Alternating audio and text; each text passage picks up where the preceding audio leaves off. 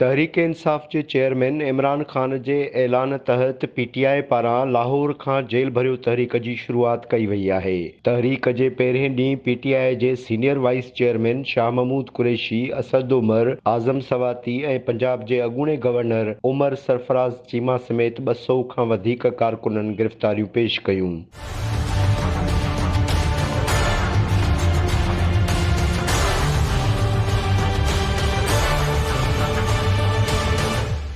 Jail भरियो तहरीक जे लाइ पीटीआई जा अॻुवान ऐं कारकुन चेयरिंग क्रॉस वटि गॾु थियण शुरू थिया। बाद में सीसीपीओ ऑफिस जे आॾो गॾु थी विया। शाह महमूद कुरैशी पीटीआई जो पहिरियों अॻुवान हो जंहिं पंहिंजी गिरफ़्तारी पेश कई। हू पुलिस जी कैदियुनि वारी वैन में चढ़ी वियो ऐं असद उमर, आज़म सवाती ऐं उमर सरफराज़ चीमा बि कैदियुनि वारी वैन में सवार थिया।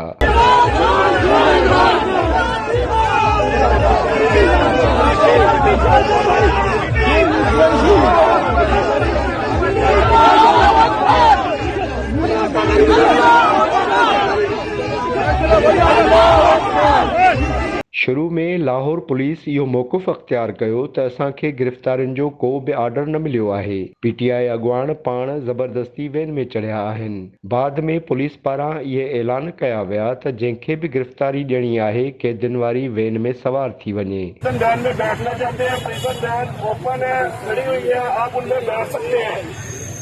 जो भी पीटीआई के कारकुनार प्रिजन वैन में बैठना चाहते हैं, प्रिजन वैन खड़ी है, आप उनमें जाके बैठ सकते हैं। शाह महमूद कुरैशी कैदियुनि वारी वैन मां ॻाल्हाईंदे चयो त असां सम्झो त ही सीसीपीओ ऑफिस खणी वेंदा, पर ख़बर नाहे त ही असांखे केॾांहुं खणी वञी रहिया आहिनि। ऑफिस की तरफ रवाना हुआ, जो मैंने कारकुनों को कहा कि वहां आए तो इन्होंने कहा, पुलिस ऑफिसर को भेजा और कहा आप अंडर अरेस्ट हैं और आप प्रिजन वैन की तरफ चले।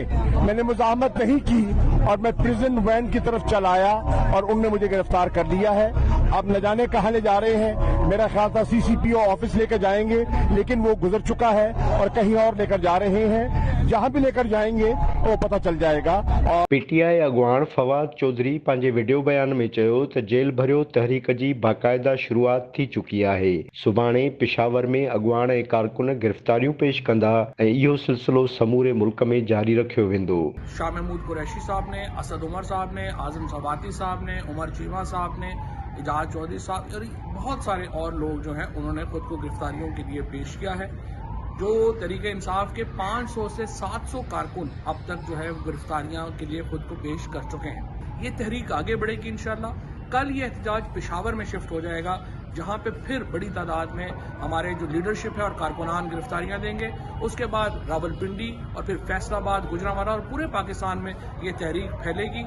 वफ़ाक़ी वज़ीरनि मरियम औरंगज़ेब ऐं ख्वाजा सअद रफ़ीक़ जेल भरियो तहरीक खे ड्रामो ऐं तमाशो करार ॾींदे चयो आहे त इमरान ख़ान पंहिंजूं ज़मानतूं कराईंदो पियो वते, पर कारकुननि खे जेल भरण लाइ चई रहियो आहे। ॾिसिजे त इमरान ख़ान जी जेल भरियो तहरीक हुकूमत ते दॿाउ विझण में केतिरे क़दुरु कामयाबी माणे थी।